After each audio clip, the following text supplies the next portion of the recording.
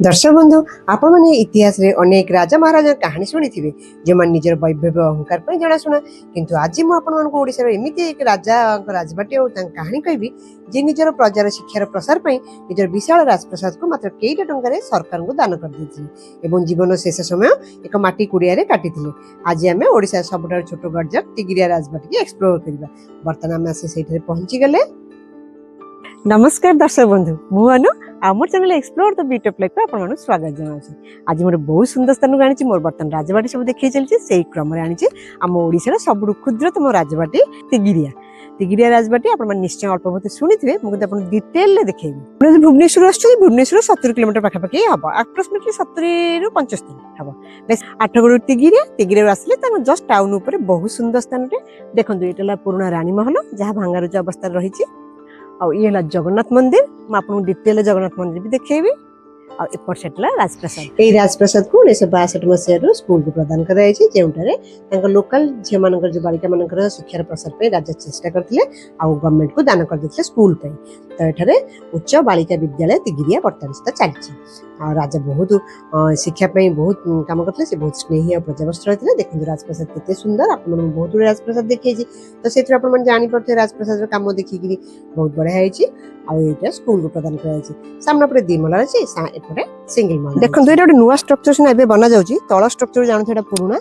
ये राजा गोटे सिंहासन था ये प्रजा सहित आलोचना करते आ रानी महल जोटा भांगी गला तथापि अच्छी बर्तमान आम राजबाटी निदर्शन स्वरूप आसत बर्तमान रानी महल को देखा एक्सप्लोर करिए कौन कौन ता भीतर अच्छी सामने देखले तो जना पड़ी किसी भी ना भांगी जाइए फिर भी से स्ट्रक्चर केमती से जानवा चेष्टा कर देखो जस्ट एंट्री कला रूफ पूरा तो बहुत बड़ बड़ हाइट जो कांथ गुड़िक ऊपर रूफ भी किंतु सब तो भांगी जाइए फिर भी मुझे आपको रिस्क नहीं देखा चेष्टा करें बेस भितर को आसबेनि कारण तार किसी स्ट्रक्चर एत भल ना भांगी जबार चांस अच्छी केवल गोटे बर गछ अच्छी जोटा कि जाबुड़ी धला भाया रखी जदि गवर्नमेंट किसी प्रोटेक्ट कर बहुत भल हम देखो तार रूप भी खसीगला ये गछटा आप पाइप भावे गचर चेर ये गछ जो ही बर्तमान सुधा अच्छी न तो शायद भुशुड़ी सारा जहाँ कंडीशन आम देखा पाचे तो मुझे चेष्टा कर क्लोजली देखा कि जब भी बर्तमान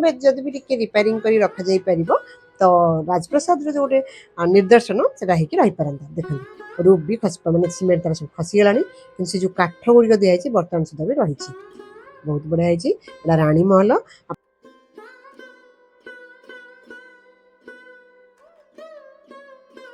यही तिगिरिया राजबाटी शेष राजा राणी माँ आमर जी थे श्रीमती रासमंजरी देवी ओडिशा इतिहास समाजसेवी संगे से राजनीति क्षेत्र में अन्य व्यक्तित्व सी आम जो सोनपुर गढ़जा था से राजकुमारी थे 1977 मसीह 1980 पर्यंत से आमर जनता पार्टी तरफ एमएल थे तो से टाइम एरिया को बहुत डेभलप कराइले माने से 2023 मसीह फेब्रुआरी मसरे माने 96 वर्ष होता जिते सी मृत्युवरण करते ठीक अच्छे रानी महल बहुत सुंदर बना जाइला कि बर्तमान तो तार किसी अस्तित्व ना क्या ऊपर रूप भी उड़ी जा मत निगला गोटे डर लगुच काले खसी पड़ो देखो केवल से जो बड़ बड़ काठ गुरा रही जो बीम टाइप डिजाइन दि जाती रही ऊपर छात भी खसी पड़ा कांथ नष्ट होगा जदि टे बर्तमान भी टे प्रोटेक्ट करेंगे बहुत बढ़िया हाँ देखो पछपट साइड जगन्नाथ जी मंदिर मुझे देखी नहीं कि पूरा डिटेल मंदिर माँ प्रभु दर्शन भी करेबी तो देखो केते सुंदर भव्य मंदिर रानी माँ यू थी दर्शन करें निश्चय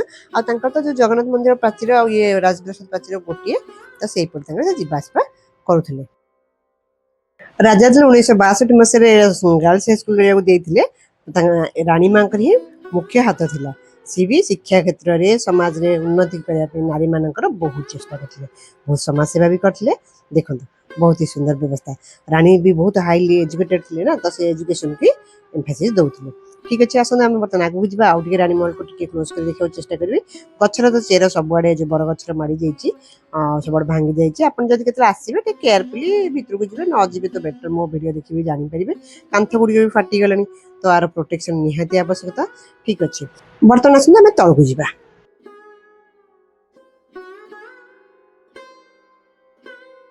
आपण मैंने रानी महलटा डिटेल देखिली जो सेवक सेविका मान रोते देखो बर्तमान से जंगल भितर हो घर भांगी चलने बर्तमान सुधा भी अच्छी से सब घर सब रोते ଏହି ରାଜବାଟୀର ରାଜା ମାନେ ବହୁତ ସ୍ନେହୀ ଆଉ ପ୍ରଜାବତ୍ସଳ ଥିଲେ ତ ସେଠି ଦେଖନ୍ତୁ ତାଙ୍କ ସେବକ କେତେ ସୁନ୍ଦର ଘର କରିଥିଲେ ତା ସାଙ୍ଗରେ ଏଇ ଘରର ଏଣ୍ଡରେ ଗୋଟେ ସୁନ୍ଦର ରାଉଣ୍ଡ ସେପ୍ର ଗୋଟେ କୋଠି ଟାଇପ୍ର ଥିଲା ଯୋଉଠିକି ମାନେ ରାଣୀ ୱାସର ଲୋକମାନେ ଯିବା ଆସିବା କରୁଥିଲେ ରହୁଥିଲେ ଏଇ ପ୍ଲେସ୍ରେ କିନ୍ତୁ ତାଙ୍କ ପ୍ଲେଗ୍ରାଉଣ୍ଡ ପାଇଁ ସେଟାକୁ ଭାଙ୍ଗି ଯାଇଥିଲା ଯେହେତୁ ତାକୁ ସମାନ କରିଦେଇଛନ୍ତି ଆଉ ତାର କୌଣସି ଚିହ୍ନବର୍ଣ୍ଣ ନାହିଁ ଆଉ ତା ସାଇଡ୍ରେ କିନ୍ତୁ ଦେଖନ୍ତୁ ଗୋଟେ କେତେ ଗଭୀର କୂଅ ରହିଛି ଏଇ କୂଅର ପାଣି ୟୁଜ୍ କରାହଉଥିଲା ବର୍ତ୍ତମାନ ତ ନାହିଁ ସବୁ ଜିନିଷ ଭାଙ୍ଗିଗଲାଣି କୂଅ ବି ଶୁଖି ଆସିଲାଣି କିନ୍ତୁ ବହୁତ ବଡ଼ କୂଅଟେ ଅଛି।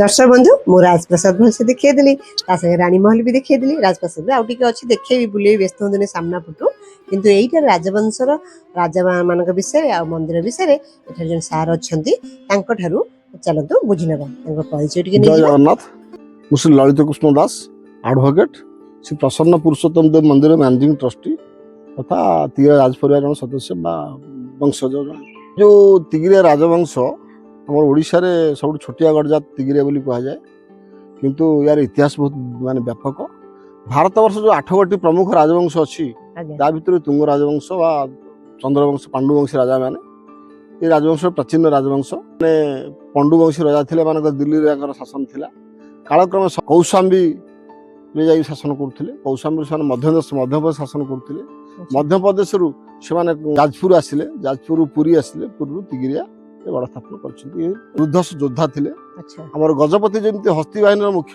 ଗଜପତି ଗଜ ବାହିନୀର ମୁଖ୍ୟ ଗଜପତି ବୋଲି ତାଙ୍କୁ କୁହାଯାଉଥିଲା ରାଜା ଯିଏକି ଚମୁପତି ଥିଲେ ଅଶ୍ୱ ବାହିନୀର ମୁଖ୍ୟ ଥିଲେ ସମସ୍ତ ଦିଗ୍ବିଜୟର ଶ୍ରେୟ ତିଗିରି ରାଜାଙ୍କର ଥିଲା ଓ ସେଥିପାଇଁ ସେ ଯୁଦ୍ଧ କ୍ଷେତ୍ରରେ ଗଜପତିଙ୍କୁ ସାହାଯ୍ୟ ଏବଂ ପ୍ରାଣ ରକ୍ଷା କରିଥିବାରୁ ତାଙ୍କୁ ଏ ଭୂଖଣ୍ଡ ପଞ୍ଚଶସ୍ତ୍ର ସମ୍ବଳିତ 18 କୋଶ ରାଜ୍ୟ ତାଙ୍କୁ ମିଳିଥିଲା ବର୍ତ୍ତମାନ 6 କୋଶ ଅଛି ବାକି କିଛି ଅଂଶ ଯୌତୁକରେ ଏବଂ ରାଜ୍ୟ ଜୟ ଯେଉଁ ଗଡ଼ଜାତ ପ୍ରଥା ଅନୁସାରେ କମିଯାଇଛି ତିଗିରିଆ ଛୋଟ ହେଇଯାଇଛି ରାଜବାଟୀକୁ 1960 ମସିହାରେ ତିଗିରିଆ ଶେଷ ରାଜା ରାଜା ବ୍ରଜରାଜ କ୍ଷତ୍ରିୟ ବୀରବର ଚମ୍ପତ ସିଂହ ମହାପାତ୍ର ଓଡ଼ିଶା ଗଭର୍ଣ୍ଣମେଣ୍ଟକୁ ବିକ୍ରି କରିଦେଇଥିଲେ ତେଣୁ ବର୍ତ୍ତମାନ ଗୋଟେ ଗାର୍ଲସ ସ୍କୁଲ ହେଉଛି ତ୍ରୟୋଦଶ ଶତାବ୍ଦୀରେ 1244 ମସିହାରେ ନିତ୍ୟାନନ୍ଦ ତୁଙ୍ଗ ତା ବଡ଼ ଭାଇ ପୀତାମ୍ବର ତୁଙ୍ଗ ଏ ଦୁଇ ଭାଇ ଶ୍ରୀକ୍ଷେତ୍ର ମଧ୍ୟଦେଶରୁ ଶ୍ରୀକ୍ଷେତ୍ର ଆସିଥିଲେ ଦର୍ଶନ କରିବାକୁ ଏବଂ ଶ୍ରୀକ୍ଷେତ୍ର ଦର୍ଶନ ପରେ ଆଜ୍ଞାରେ ଏମାନେ ତିଗିରିଆ ଆସି ରାଜ୍ୟ ସ୍ଥାପନ କଲେ ଏବଂ ଐତିହାସିକ ତଥ୍ୟରୁ ଜଣାଯାଏ ଯେ ତ୍ରୟୋଦଶ ଶତାବ୍ଦୀ ନିତ୍ୟାନନ୍ଦ ତୁଙ୍ଗ ନାମକ କ୍ଷତ୍ରିୟ ସେନାପତି ଅଶ୍ୱବାହିନୀ ମୁଖ୍ୟ ଗଜପତିଙ୍କ ପ୍ରାଣ ରକ୍ଷା କରି ତାଙ୍କୁ 18 କୋଶ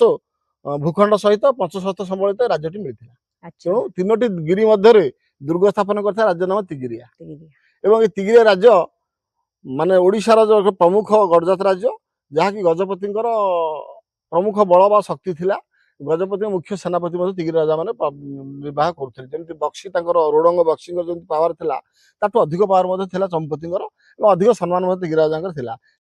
ସାର୍ କହିବା ଅନୁସାରେ ସେ ବହୁତ ପାୱାରଫୁଲ ତାଙ୍କର ଦେଖ ମେନ୍ ଗେଟ୍ କେତେ ଉଞ୍ଚା ଆଉ କେତେ ବଡ଼ ସେଥି ଦେଖି ଆପଣମାନେ ଜାଣିପାରିବେ ଆଉ ସାମ୍ନା ପଟେ ମୁଁ ଆପଣମାନଙ୍କୁ ଗୋଟେ ତୋପ ଦେଖେଇଛି ଯୋଉଟା କି ତାଙ୍କ ବୀରତ୍ୱର ପ୍ରତୀକ ରୂପେ ବର୍ତ୍ତମାନ ବି ରହିଛି ଚାଲନ୍ତୁ ଆଗକୁ ଯିବା ତାଙ୍କଠାରୁ ଆଉ କିଛି ଶୁଣି ନେବା।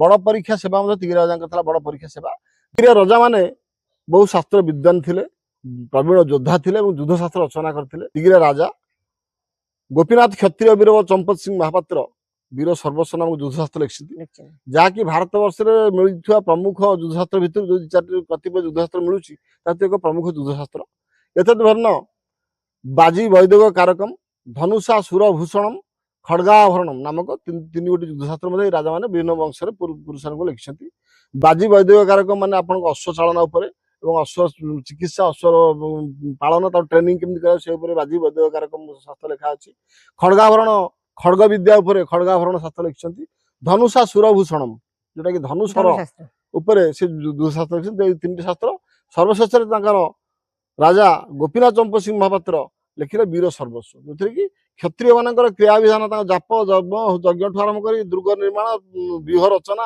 ଆରମ୍ଭ କରି ସମସ୍ତ ବିଦ୍ୟା ଯୁଦ୍ଧର ଯାହା ମାନେ କୌଶଳ କଳା କୌଶଳ ସବୁ ସେ ବହିରେ ସନ୍ନିବିଷ୍ଟ କରିଛନ୍ତି ଏବଂ ସେ ଶାସ୍ତ୍ର ଯାହାକି ପ୍ରକାଶିତ ହେଇଛି ନ ହେଇଛି ଆମେ ଜାଣିନୁ ଆମ ପାଖରେ ତାଳପତ୍ର ପୋଥି ରହିଛି ଆଭେଲେବୁଲ ତାକୁ ଦେଖିକି ବିଭିନ୍ନ ଐତିହାସିକ ମାନେ ଗବେଷକ ମାନେ ଆସୁଛନ୍ତି ଆମ ପାଖରେ ଡାଟା ନେଉଛନ୍ତି ତିଗିରି ରାଜବଂଶ ମାନେ ଓଡ଼ିଶାର ଯୋଉ 26ଟା ଗଡ଼ଜାତ ରହିଥିଲା ତା ଭିତରେ ପ୍ରମୁଖ ରାଜବଂଶ ଏଇ ରାଜବଂଶର ଜୁଆଇଙ୍କୁ ଯୌତୁକ ଦେଇକି ଶରଣ ରାଜ୍ୟ ସେ ତିଆରି କରିଥିଲେ ଶରଣ୍ଡା ଅଂଶ ତିଗିରି ରାଜ୍ୟରେ ଥିଲା ଶରଣ୍ଡା ଗୋଟେ ଦୁର୍ଗ ବର୍ତ୍ତମାନ ପ୍ରେଜେଣ୍ଟ ଅଛି ସେ ଶରଣ୍ଡାଗଡ଼ ସେ ପାହାଡ଼ ଉପରେ ସେ ଦୁର୍ଗ ବି ତିଗିରି ରାଜାଙ୍କର ଥିଲା ସେ ତାଙ୍କ ଜୁଆଇଙ୍କୁ ସେଟା ପ୍ରେଜେଣ୍ଟ କରିଥିଲେ ତାଙ୍କ ଜୁଆଇ ବାଙ୍କି ରାଜାଙ୍କର ପୁଅ ଥିଲେ ଏବଂ ତାଙ୍କୁ ଶରଣ୍ଡା ରାଜା ବୋଲି ଡିକ୍ଲେୟାର କରିଦେଇଥିଲେ ତାଙ୍କ ରାଜ୍ୟରୁ 3 କୋଶ ରାଜ୍ୟ ଦେଇକି ତାକୁ ରାଜା ବୋଲି ଡିକ୍ଲେୟାର କରି ତାଙ୍କୁ ଜୁଆଇଙ୍କୁ ରାଜା କରିଦେଇଥିଲେ ତେଣୁକୁ ଡମ୍ପଡ଼ା ରାଜା କଲେ ବଡ଼ ବାଙ୍କି ରାଜା ହେଇଗଲେ ମଝିଆ ପୁଅ ତିଗିରି ଜୁଆଇ ଥିଲେ ତେଣୁ ତାଙ୍କୁ ସେ ଶରଣ୍ଡା ରାଜା ମଧ୍ୟ କରିଦେଇଥିଲେ।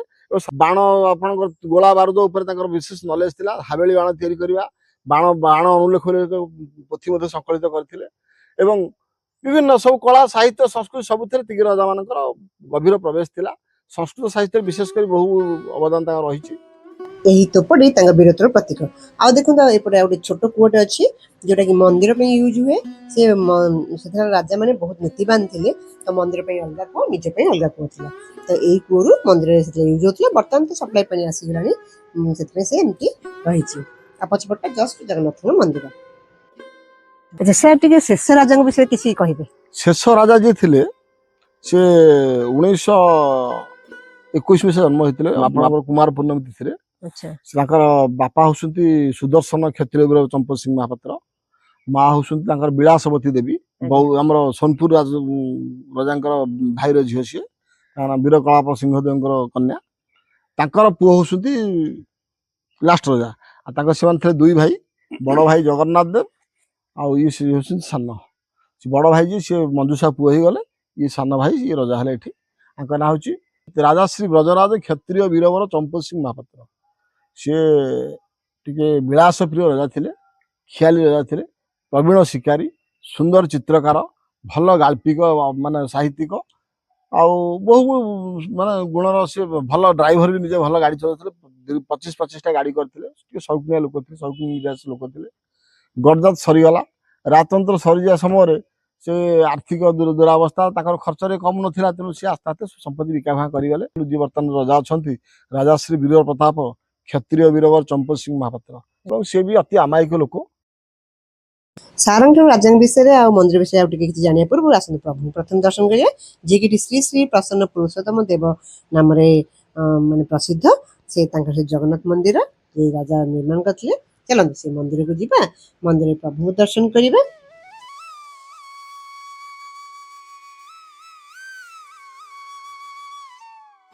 ବାଇଶି ପାହାଚ ଦେଇ ପ୍ରଥମେ ଉପରକୁ ଯିବା। ସାମ୍ନାରେ ଦେଖନ୍ତୁ ଅରୁଣ ସ୍ତମ୍ଭ, ଭିତରକୁ ଗଲେ ଆଉ କୌଣସି ଅଛି ତାକୁ ବି ଦେଖେଇବି। ସାଇଡରେ ଝୁଲଣ ମଣ୍ଡପ, ଏପଟ ସାଇଡରେ ସ୍ନାନ ମଣ୍ଡପ।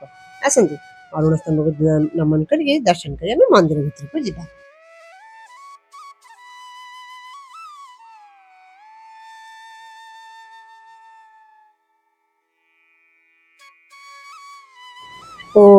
प्रभु जगन्नाथ जी, बड़ भाई बलभद्र जी आ माँ सुभद्रा मैया को दर्शन करंतु, नमन करंतु। केते सुंदर रूप तांकर भी गोटे सुंदर इतिहास रही। ताकू भी आपण देखि चलन प्रथम दीप लगे नबा, तापर प्रभु को दर्शन करिया, नमन करिया, आशीर्वाद भी नबा। प्रभुंकर एठी पूजा चलची आ सामने देखनु नवग्रहंकर चित्र करा जायछि। तापर भितरे प्रभु छथि, सेपट गर्भगृह कालाउने आमे एठी थैकी दर्शन करनबा। जय जगन्नाथ जी, जय जगन्नाथ जी, जय जगन्नाथ जी। दर्शन करंतु, नमन करंतु। सामने गोटे गरुड़ खंभ, गरुड़ प्रभु भी दर्शन करंतु, नमन करंतु। देखो से पुराना कपट द्वार बंध। आसନ୍ତୁ मंदिर इतिहास भी जानिबा। विष्णु भक्ति था तार प्रमुख ये, तेणु से जगन्नाथ सेवक और जगन्नाथ निज समर्पित रखते। महाप्रभु जगन्नाथ एकराम खा 1652 मसीह तिगिरी आक्रमण कले। से तिगिरिया राजा शंकर्षण सिंह मानधाता, जे कि जगन्नाथ महाप्रभु को आणिक तिगिरे लुचई रखार व्यवस्था करते। पुरी जगन्नाथ को से एकराम खा जगन्नाथ आक्रमण कले, डुप्लिकेट चंदन काठर मूर्ति दिगला। ओरिजिनाल मूर्ति जगन्नाथ विग्रह को आमर पणाहाट विमला मंदिर पक्ष लुचई रखा सेठू पराहाट रखा तिगिरे आना जाता। तिगिरा महानदी कूल सुंठीपाल गोटे ग्राम अच्छी, से हरिशहद पीठर गिलवण लुचई रखा जाता। महाप्रभु दीर्घ 15 वर्ष महाप्रभु श्री जगन्नाथ तिगिरिया पूजा पाते, तिगिरा लुचा हवा रही। बर्तमान आसନ୍ତୁ माँ विमला को दर्शन करिबा। जय माँ विमला माता की जय।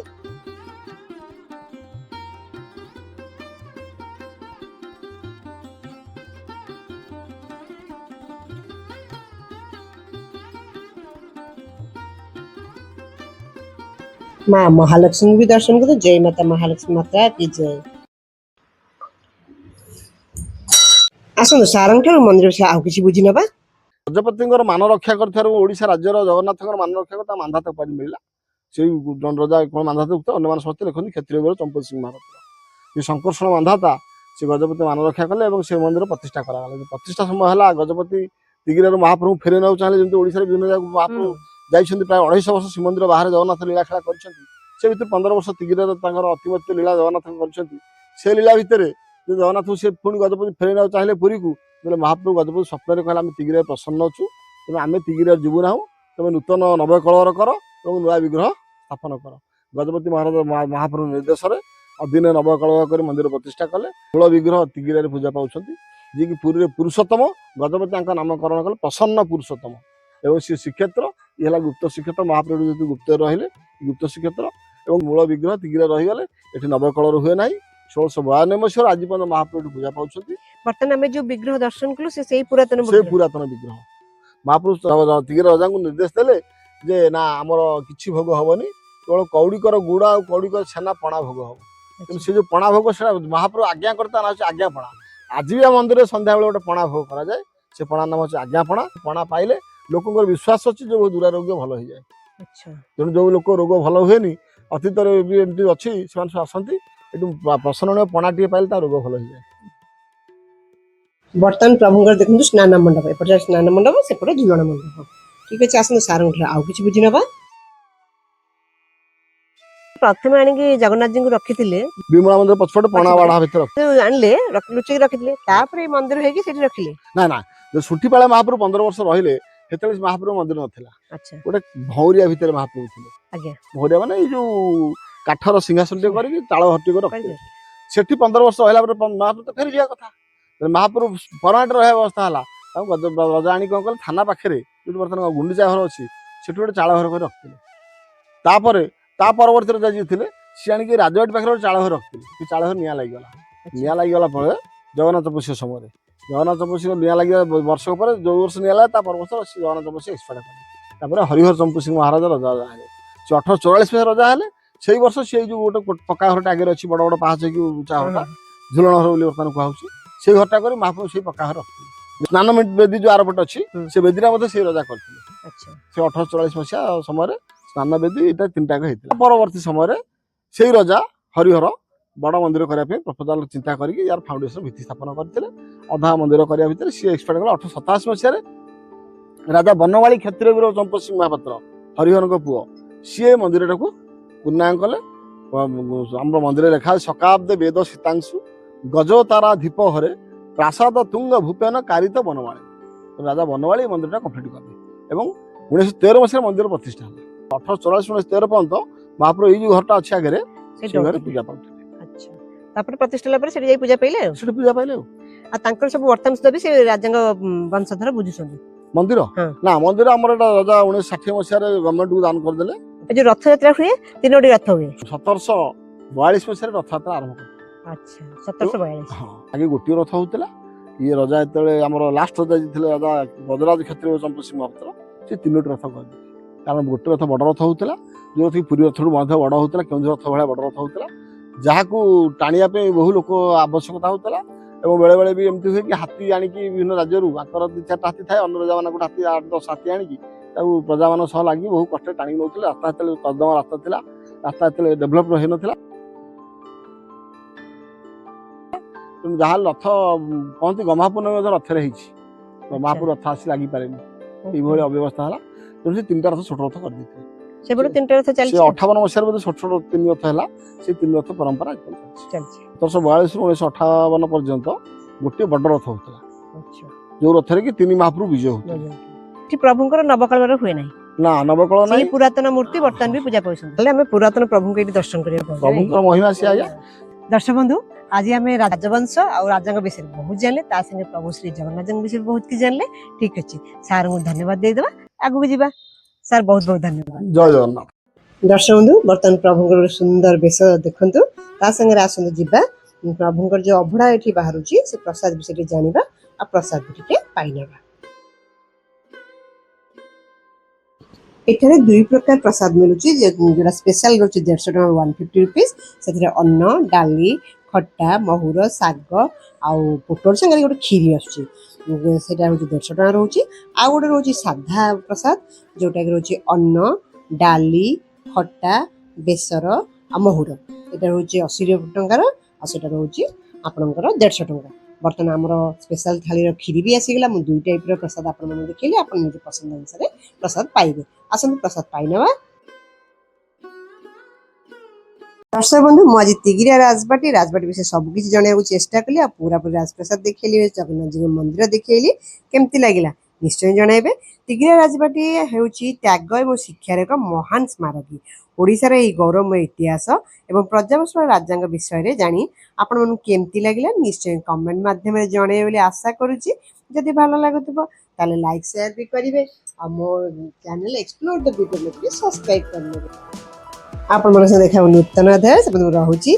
जय जगन्नाथ।